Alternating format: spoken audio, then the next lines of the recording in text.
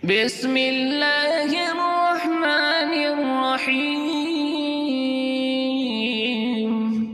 تبارك الذي بيده الملك وهو على كل شيء قدير، الذي خلق الموت والحياة ليبلوكم أيكم أحسن عملا وهو العزيز الغفور، الذي خلق 7 سماوات طباقا ما ترى في خلق الرحمن من تفاوت فارجع البصر هل ترى من فطور ثم ارجع البصر كرتين ينقلب إليك البصر خاسئا وهو حصير، ولقد زينا السماء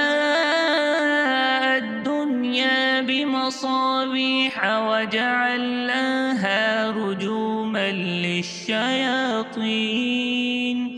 رجوما للشياطين وأعتدنا لهم عذاب السعير، وللذين كفروا بربهم عذاب جهنم وبئس المصير. إذا ألقوا فيها سمعوا لها شهيقا وهي تفور تكاد تميز من الغيظ، كلما ألقي فيها فوج سألهم خزنتها ألم يأتكم نذير، قالوا بلى قد جاءنا نذير فكذبنا وقلنا ما نزل الله من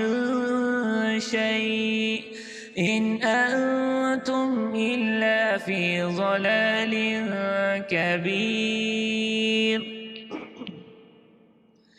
وقالوا لو كنا نسمع أو نعقل ما كنا في أصحاب السعير، فاعترفوا بذنبهم فسحقا لأصحاب السعير. إن الذين يخشون ربهم بالغيب لهم مغفرة وأجر كبير.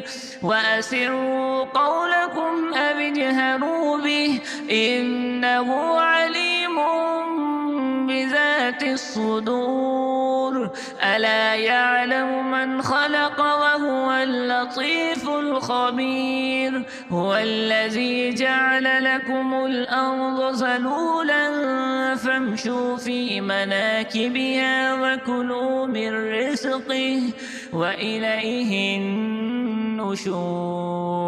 أأمنتم من في السماء أن يخسف بكم الأرض فإذا هي تمور، أم أمنتم من في السماء أن يرسل عليكم حاصبا فستعلمون كيف نذير. ولقد كذب الذين من قبلهم فكيف كان نكير.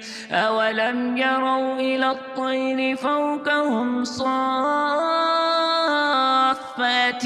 ويقبض ما يمسكهن إلا الرحمن إنه بكل شيء بصير. أمن هذا الذي هو جند لكم ينصركم من دون الرحمن إن الكافرون إلا في غرور.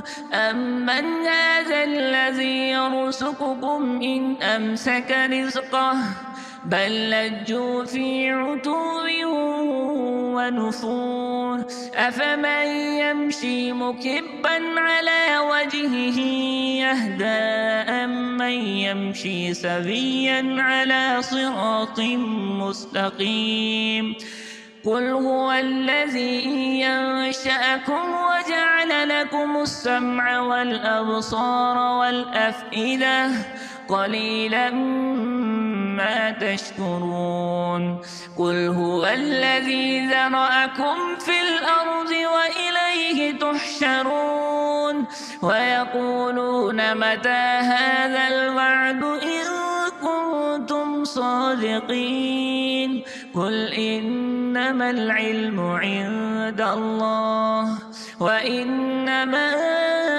أنا نذير مبين فلما رأوه زلفة سيئت وجوه الذين كفروا وقيل هذا الذي كنتم به تدعون قل أرأيتم إن أهلكني الله ومن معي أو رحمنا فمن يجير الكافرين من عذاب أليم قل هو الرحمن آمنا به وعليه توكلنا فستعلمون من هو في ضلال مبين قل أرأيتم إن أصبح ماؤكم غورا فمن يأتيكم بماء معين